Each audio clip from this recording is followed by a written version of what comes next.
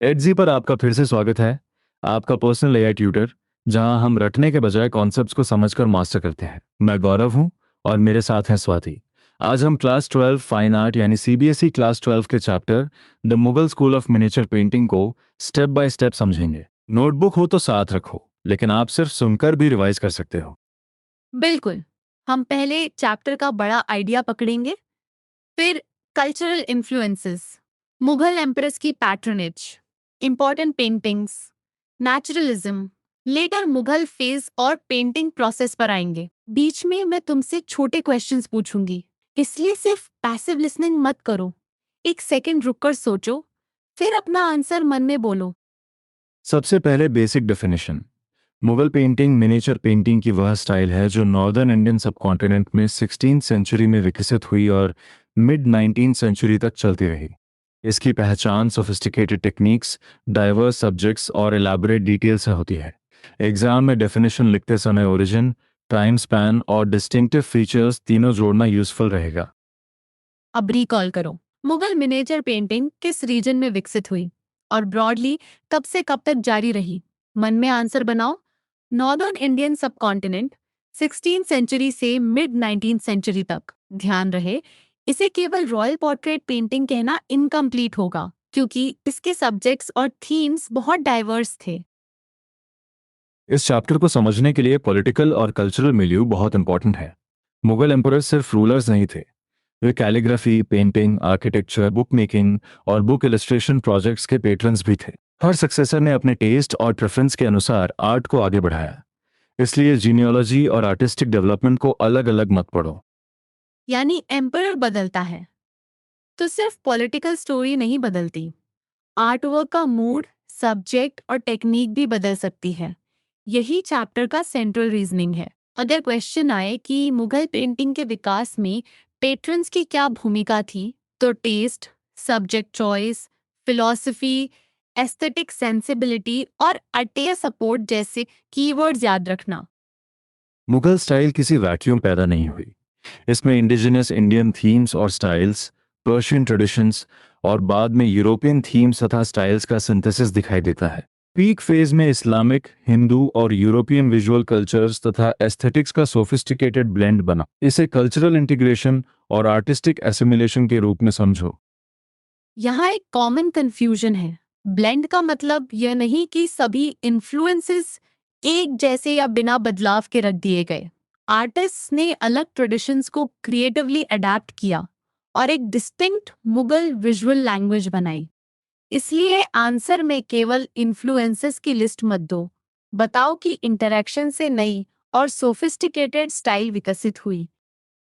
Pre Mughal और parallel indigenous Indian styles की अपनी स्ट्रॉन्ग एस्थेटिक्स थी। उनमें flat perspective, strong lines, vivid colour palette और फिगर्स तथा आर्किटेक्चर का बोल्ड मॉडलिंग प्रमुख था। इसके विपरीत मुगल स्टाइल सटल्टी और finish, almost three dimensional figures और ऑप्टिकल रियलिटी के क्रिएशन पर जोर देती थी।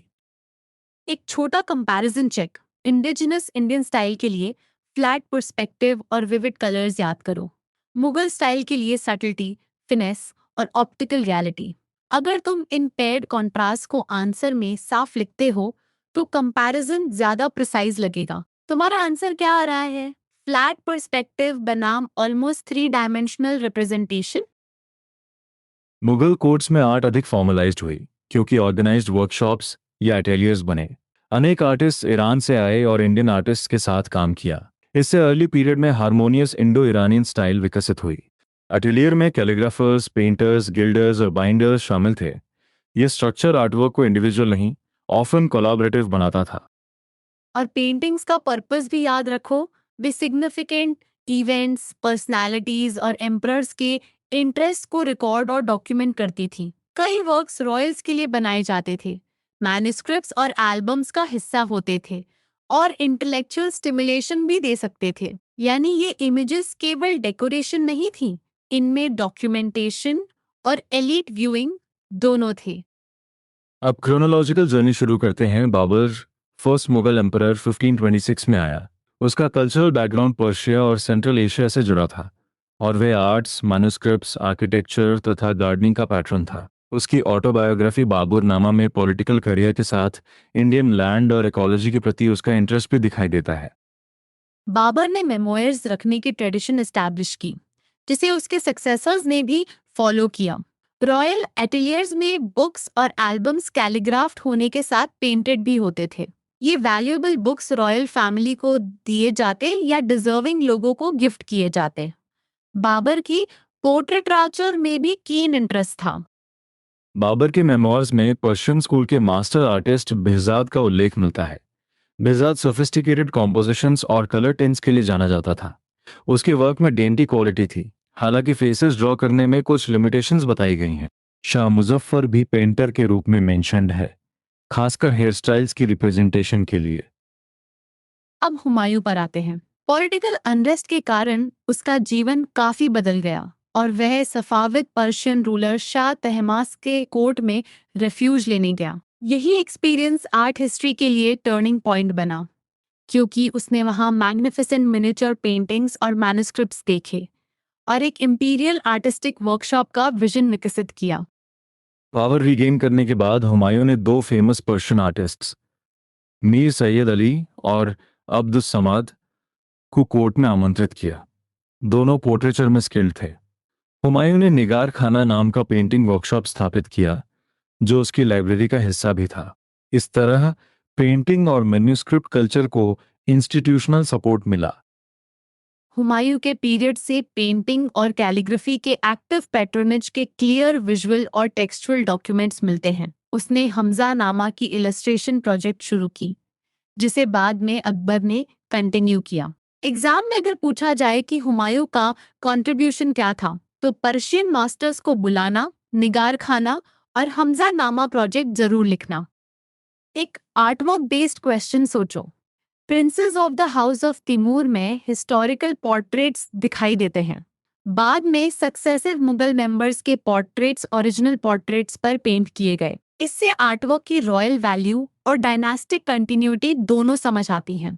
ध्यान रहे, इसका उल्लेख करते समय इसे अर्ली मुगल पीरियड से जोड़ना। हुमायूं के बाद अर्ली पेंटिंग्स में open air settings, trees, blossoms और रॉयल मेरी मेकिंग जैसे सब्जेक्ट्स दिखते हैं। फॉर्मेट, थीम, फिगर्स और पैलेट काफी पर्शियन थे। उस मोमेंट पर इंडियन इंस्पिरेशन डोमिनेंट नहीं थी, लेकिन आगे चलकर मुगल वोकैबुलरी ने इंडियन एलिमेंट्स और डिस्टिंक्ट इंपीरियल टेस्ट को अकोमोडेट किया। यही एवोल्यूशन समझना जरूरी है। अब चैप्टर का मेजर एक्सपेंशन अकबर के अंडर आता है। अकबर की आर्टिस्टिक पैट्रनेज ने मुगल पेंटिंग को बड़े स्केल पर विकसित किया। कोर्ट हिस्टोरियन अबुल फजल के अनुसार रॉयल एटेलियर में 100 से अधिक आर्टिस्ट एम्प्लॉयड थे, जिनमें स्किल्ड पर्शियन और इंडिजिनस इंडियन आर्टिस्ट शामिल थे। इस इंटीग्रेटेड टीम ने यूनिक स्टाइल को मजबूत किया। अकबर की पैट्रनेज में सब्जेक्ट मैटर बहुत एक्सपैंड हुआ। Political conquest, court scenes, secular text, portraits of important man, Hindu mythologies, Persian और इस्लामिक थीम्स सब पेंटिंग प्रोजेक्ट्स का हिस्सा बने। अकबर आर्टिस्ट से पर्सनली एंगेज करता, आर्ट वर्क सुपरवाइज करता और इवैल्यूएट भी करता था। पैटर्न और आर्टिस्ट का ये close connection exam point of view से इंपॉर्टेंट है। अकबर का सबसे अर्ली मेजर प्रोजेक्ट उसके फादर की लेगेसी हमजा नामा का कंटिन्यूएशन था। हमजा प्रॉफिट मोहम्मद के अंकल और हेरोइक डीड्स के लिए प्रसिद्ध कैरेक्टर थे। स्टोरीज प्रोफेशनल नैरेटर अलाउड पढ़ता था, जबकि कॉरेस्पॉन्डिंग पेंटेड फोलियो सामने रखा जाता। यानी पेंटिंग और ओरल रेसिटेशन साथ मिलकर पिक्टोरियल नैरेटिव एक्सपीरियंस बनाते थे। हमजा नामा का फॉर्मेट इस फंक्शन के कारण लार्ज था। बेस सरफेस क्लॉथ थी, उसके पीछे पेपर लगाया जाता और नैरेटिव टेक्स्ट नैरेटर की सहायता के लिए लिखा जाता। टेक्निक गुआश थी, यानी वाटर बेस्ड और ओपेक कलर्स वाली टेक्निक। यह डिटेल आंसर में तभी लिखो जब क्वेश्चन प्रोसेस या आर्टवर्क एनालिसिस पर हो। हमजा नामा का प्रोजेक्ट लगभग 14 वॉल्यूम्स, 1400 इलस्ट्रेशंस और करीब 15 इयर्स से जुड़ा बताया गया है। सजेस्टेड पीरियड 1567 से 1582 है और प्रोजेक्ट मिर सैयद अली तथा अब्दुस समद की सुपरविजन में पूरा हुआ। नंबर्स याद करते समय उन्हें आइसोलेटेड मत रटो। प्रोजेक्ट के स्केल और कोलैबोरेटिव नेचर से कनेक्ट करो। Spice attack the city of केमार में नैरेटिव एक्शन बहुत इंटेंस है। स्पेस शार्पली कट और डिवाइडेड है ताकि विजुअल रीडिंग आसान हो। वाइब्रेंट कलर्स एक्शन को एनर्जेटिक बनाते हैं। स्ट्रॉन्ग आउटर लाइन फोलिएज और फॉर्म्स को डिफाइन करती है। और फेसेस मोस्टली प्रोफाइल में हैं, हालांकि 3/4 फेसेस भी दिखते हैं। इस पेंटिंग में पर्शियन और इंडियन एलिमेंट्स को अलग करके देखो। फ्लोर, कॉलम्स, कैनपी की intricate patterns, four limbed animals और रॉक्स पर्शियन सोर्सेज से जुड़े हैं। ट्रीज और क्रीपर्स इंडियन सोर्स का संकेत देते हैं। प्योर येलोज, रेड्स और ब्राउन्स की रिच पैलेट सीन को ड्रामेटिक और विजुअली पावरफुल बनाती है। अब तुम बताओ, spice attack the city of केमार को सिर्फ पर्शियन पेंटिंग कहना सही होगा? नहीं, क्योंकि इसमें पर्शियन पैटर्न्स के साथ इंडियन ट्रीज, क्रीपर्स और कलर ट्रीटमेंट भी है। यही सिंथेसिस मुगल स्टाइल की पहचान है। एक सेकंड रुककर अपने आंसर में 2 पर्शियन और 2 इंडियन विजुअल एलिमेंट्स बोलो। अकबर ने संस्कृत टेक्स्ट के पर्शियन ट्रांसलेशन और इलस्ट्रेशन को भी कमीशन किया। महाभारत का पर्शियन इलस्ट्रेटेड वर्जन रज़्मनामा कहलाया, जो 1589 में दसवंत की सुपरविजन में कंप्लीट हुआ। मैन्यूस्क्रिप्ट में ऑर्नेट कैलीग्राफी और 169 पेंटिंग्स थीं। रामायण का ट्रांसलेशन और इलस्ट्रेशन भी इसी कल्चरल इंटीग्रेशन का हिस्सा था। यहाँ अकबर का अप्रोच इंक्लूसिव दिखाई देता है। हिंदू एपिक्स को पर्शियन में ट्रांसलेट और इलस्ट्रेट करवाना केवल लैंग्वेज एक्सरसाइज नहीं था, इससे डिफरेंट कल्चरल ट्रेडिशंस को इंपीरियल विजुअल कल्चर में जगह मिली। आर्टिस्ट गोवर्धन और मिस्किन कोर्ट सीन्स के लिए सेलिब्रेटेड थे। एग्जाम में रज़्मनामा को अकबर की कल्चरल इंटीग्रेशन से लिंक करना। अकबरनामा भी एक एक्स्ट्रॉर्डिनरी मैन्युस्क्रिप्ट प्रोजेक्ट था, जिसमें अकबर के पॉलिटिकल और पर्सनल लाइफ का डिटेल्ड अकाउंट था। अकबर के पीरियड में पेंटिंग्स ने history, religion, mythology, court life और सेक्युलर इंटरेस्ट्स को एक साथ रिप्रेजेंट किया। इसलिए अकबर फेज को ब्रॉड सब्जेक्ट रेंज और एम्बिशियस मैन्युस्क्रिप्ट प्रोजेक्ट्स के लिए याद करो। अब तक हम फर्स्ट मेजर आइडिया कवर कर चुके हैं। अकबर ने एटेलियर को एक्सपैंड किया, सब्जेक्ट्स को डाइवर्सिफाई किया और इंडो पर्शियन आर्टिस्ट को साथ काम कराया। अब एक क्विक रिकैप। हुमायूं ने फाउंडेशन और वर्कशॉप सपोर्ट दिया। अकबर ने स्केल, सब्जेक्ट मैटर और कल्चरल इंटीग्रेशन को बहुत आगे बढ़ाया। यूरोपियन कॉन्टैक्ट में भी अकबर के कोर्ट में विजुअल चेंजेस लाए। Madonna and child, opaque water colour on paper इस कॉन्टेक्स्ट का इंपॉर्टेंट अर्ली वर्क है। European Byzantine art, classical art और रेनेसांस इन्फ्लुएंस यहाँ मुगल अटेलियर में आया, लेकिन इंडियन मिलियू में ट्रांसलेट और ट्रांसफॉर्म होकर। यही एडेप्टेशन सिंपल कॉपिंग से अलग होती है। मेडोना एंड चाइल्ड में वर्जिन मैरी क्लासिकल मैनर में ड्रेप्ड है और मदर तथा चाइल्ड का emotional attachment European renaissance humanist interpretation से जुड़ा है। साथ ही चाइल्ड की फिजियोलॉजी, फैन और ज्वेलरी जैसे डिटेल्स वर्क को इंडियन मिलियो से जोड़ते हैं। इसलिए पेंटिंग एनालिसिस में सोर्स इन्फ्लुएंस और लोकल अडेप्टेशन दोनों लिखना। अकबर की आर्टिस्टिक इंटरेस्ट का असर सब इंपीरियल कोर्ट्स पर भी पड़ा।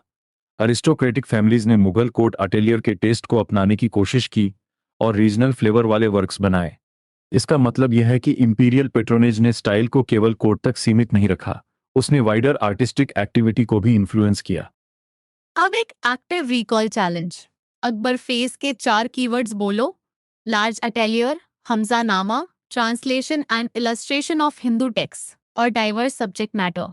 अगर तुम्हें 5वां चाहिए तो यूरोपियन कॉन्टैक्ट और नेचुरलिज्म की इंक्रीजिंग प्रेफरेंस जोड़ सकते हो। आंसर को पॉइंट्स में ऑर्गेनाइज करना, लेकिन हर पॉइंट के साथ छोटा एक्सप्लेनेशन देना।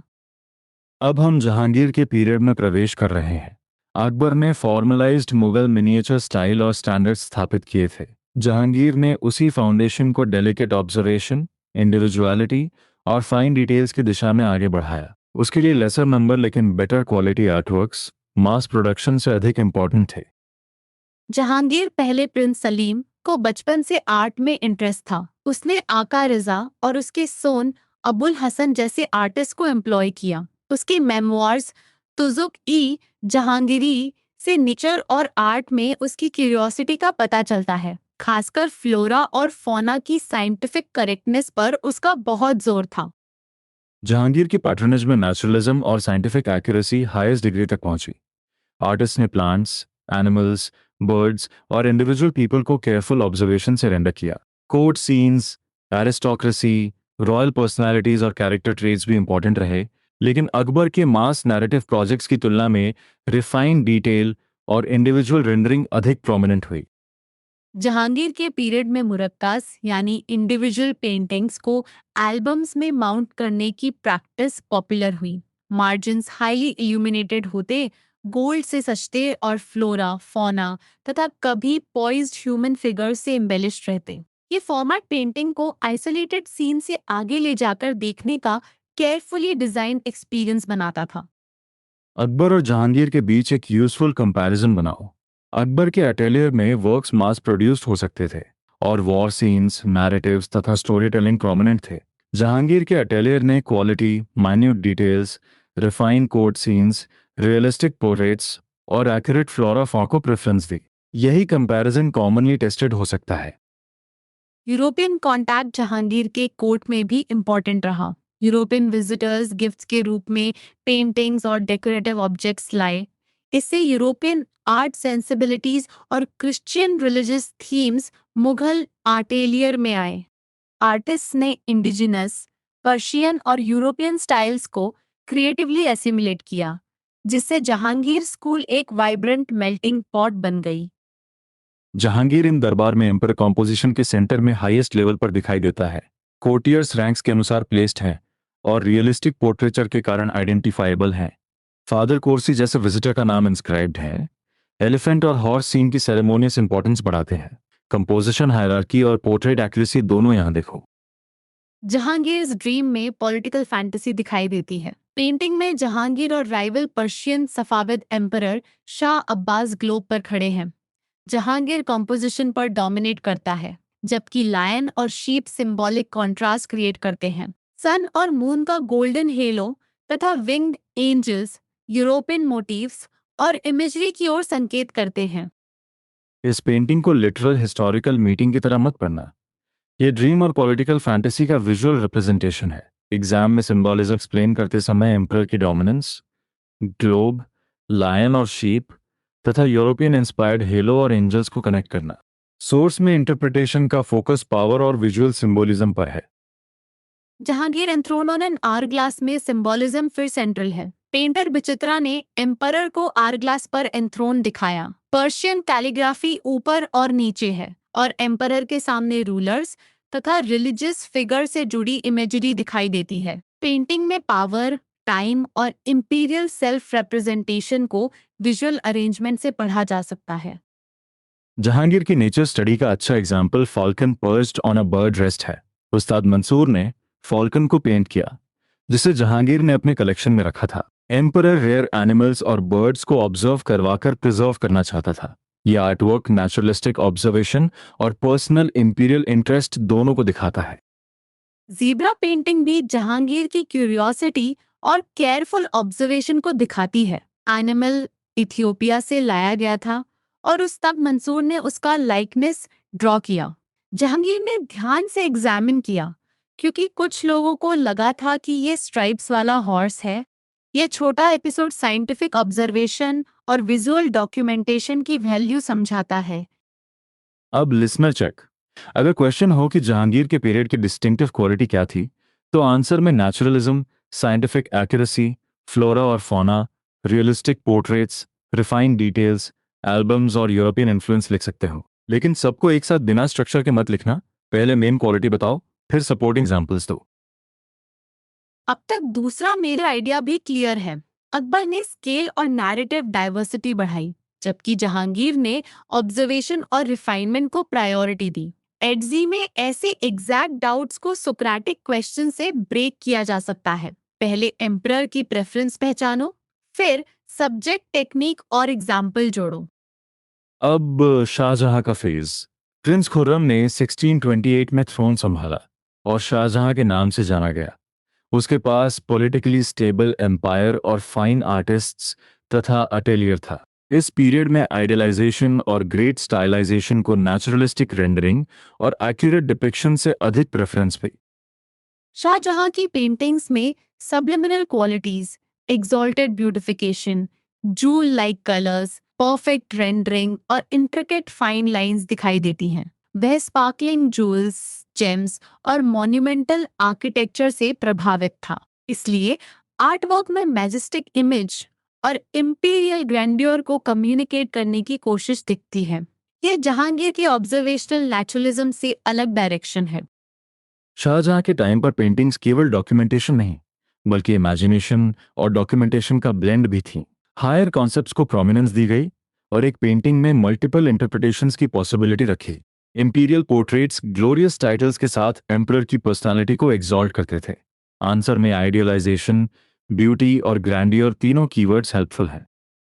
पाशानामा शाहजहां के कोर्ट अटेलियर का एक्सूबरेंट प्रोजेक्ट है और मुगल मिनिएचर पेंटिंग की हाइट का एग्जाम्पल माना जाता है। इसमें multiple perspectives, enchanting colour palette और सोफिस्टिकेटेड कॉम्पोजिशंस के माध्यम से रॉयल, हिस्टोरिकल और मिस्टिक सब्जेक्ट्स पोर्ट्रे किए गए। इसे केवल कलरफुल मैन्युस्क्रिप्ट मत कहो, यह मैच्योर मुगल विजुअल लैंग्वेज का एग्जाम्पल है।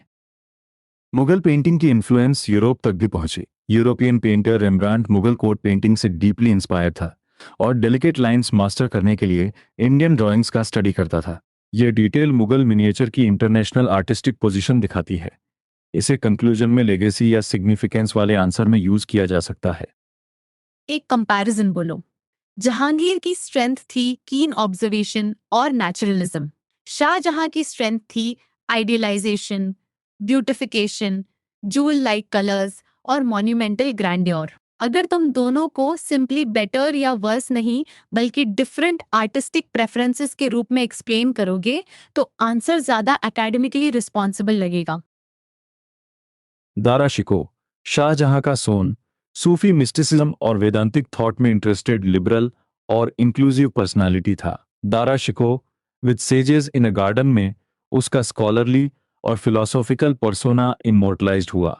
ये सेक्शन बताता है कि मुगल पेंटिंग में केवल एम्परर की पब्लिक पावर नहीं बल्कि पर्सनालिटी, इंटेलेक्चुअल इंटरेस्ट और आइडियोलॉजिकल कंसर्न्स भी रिप्रेजेंट हो सकते थे। शाहजहां के बाद सक्सेशन कॉन्फ्लिक्ट और औरंगजेब का राइज आया। औरंगजेब का फोकस एम्पायर एक्सपेंशन और पॉलिटिकल यूनिफिकेशन पर था। उसने मुगल एटलियर को एलिवेट करने में उतना एफर्ट नहीं लगाया। लेकिन पॉपुलर बिलीफ के विपरीत रॉयल एटलियर तुरंत बंद नहीं हुआ। वहां पेंटिंग्स का प्रोडक्शन जारी रहा।